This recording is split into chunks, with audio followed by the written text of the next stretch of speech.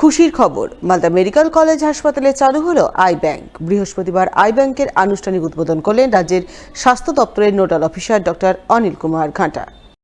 এছাড়া উদ্বোধনী অনুষ্ঠানে উপস্থিত ছিলেন মালদা মেডিকেল কলেজের অধ্যক্ষ ডক্টর পার্থপতি মুখোপাধ্যায় সহ আরো অনেকেই। উল্লেখ্য, এদিন মালদায় আই ব্যাংক ছিল না, তাই কেউ এতদিন চক্ষুদান করলে তা সংরক্ষণ ও প্রতিস্থাপনের জন্য মালদায় কোনো ব্যবস্থা ছিল না। সেই ব্যবস্থা করা হলো বৃহস্পতিবার। মালদা মেডিকেল কলেজ হাসপাতালে চালু হলো আই ব্যাংক। মালদাতে প্রথম আমরা চালু করতে চাচ্ছি, সেটা আমাদের principal sir, MSBP sir, CMOH sir সবারই ঐকান্তিক প্রচেষ্টায় আমরা আজকে একটা অসপিসিয়াস মোমেন্টে আমরা উদ্বোধন করতে যাচ্ছি। Blindness due to corneal cause, maximum ক্ষেত্রে আমাদের trauma is the main cause, particularly younger age group. ট্রমার ওরা দে আর মানে প্রোন টু ট্রমা। তো তাদের ক্ষেত্রে কর্নিয়াল ব্লাইন্ডনেস তাদের ক্ষেত্রে ওই অপেক কর্নিয়াটা যদি আমরা চেঞ্জ করে ডোনেটেড কর্নিয়াটা আমরা বসাতে পারি, তাহলে পেশেন্ট দেখতে পাবে। এটা হচ্ছে টোটালি ফ্রি অফ কস্ট, কোনো খরচা নেই, এবং এটাই কর্নিয়া কেনা বেচাও যায় না। ডোনেট করার পদ্ধতি, আমাদের একটা আই ব্যাংকের নাম্বার আছে।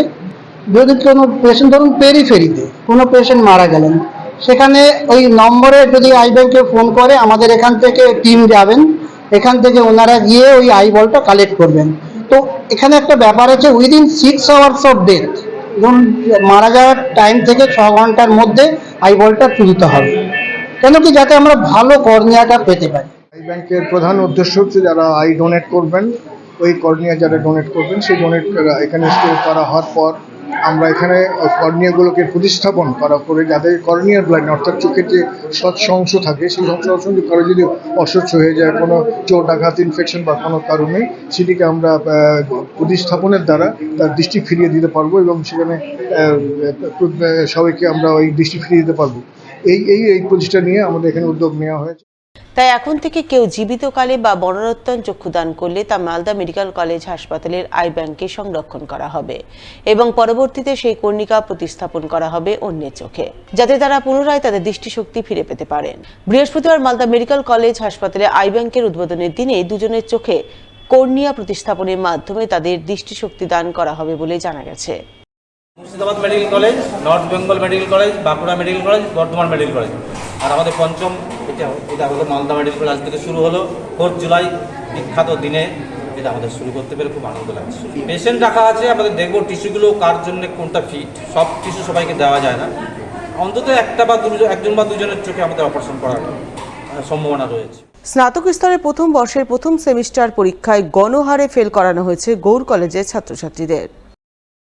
এদিন তারা ছাত্রছাত্রীদের নিয়ে প্রথমে কলেজ ক্যাম্পাসে মিছিল করেন। মিছিল শেষে কলেজ অধ্যক্ষের ঘরে গিয়ে অধ্যক্ষের নিকট 9 দফা দাবি সম্বলিত ডেপুটেশন কপি তুলে দেন। এদিনের এই ডেপুটেশন কর্মসূচিতে নেতৃত্ব দেন পুরাতন মালদা সহ তৃণমূল ছাত্র পরিষদের সভাপতি বৈদ্য ঘোষ। তিনি অভিযোগ করে বলেন, সম্প্রতি গৌড়বঙ্গ বিশ্ববিদ্যালয়ের অধীনস্থ সমস্ত কলেজে স্নাতক স্তরের প্রথম বর্ষের প্রথম সেমিস্টার পরীক্ষার ফল প্রকাশিত হয়েছে। সেই ফলাফলের নিরিখে গৌড় কলেজে মাত্র 3% ছাত্রছাত্রী পাশ করেছে, বাকিদের গণহারে ফেল করানো হয়েছে।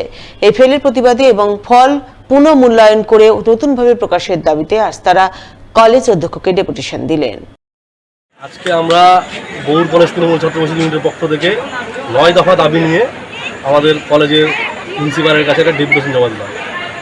গত পরশু আমাদের গৌড়বঙ্গ বিশ্ববিদ্যালয়ের প্রথম সেমিস্টারের রেজাল্ট বেরিয়েছে, যেখানে শুধুমাত্র 3% স্টুডেন্ট পাস করেছে। এই গণহারে যে স্টুডেন্টদেরকে ফেল করানো হয়েছে, তার প্রতিবাদে আজকে আমাদের এই বিক্ষোভ এবং ডেপুটেশন। সেই ডেপুটেশনে আমরা বহু ছাত্রছাত্রী নিয়ে প্রিন্সিপালের কাছে গিয়ে ডেপুটেশনটা দিই। আমাদের প্রথম দাবি ছিল এই রেজাল্ট প্রত্যাহার করতে হবে, এর বিরুদ্ধে আমাদের আজকের এই বিক্ষোভ। এই বিষয়ে গৌড় কলেজের অধ্যক্ষ ডক্টর অসীম কুমার সরকারকে ধরা হলে তিনি বলেন, ছাত্রছাত্রীরা খুব যুক্তিসঙ্গত দাবিতে ডেপুটেশন দিয়েছেন, তবে যে সমস্যার কথা বলা হচ্ছে তা শুধু কলেজেই নয়, সার্বিকভাবে বিশ্ববিদ্যালয় এবং কলেজের। এই বিষয়ে তারা পর্যালোচনা করবেন।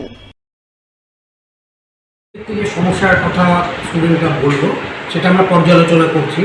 হয়তো সমস্যা কিছুটা আছে, কিন্তু এই সমস্যা শুধু একটা কলেজের নয়, এই সমস্যা সার্বিকভাবে ইউনিভার্সিটি এবং কলেজের। শুধুমাত্র কলেজকে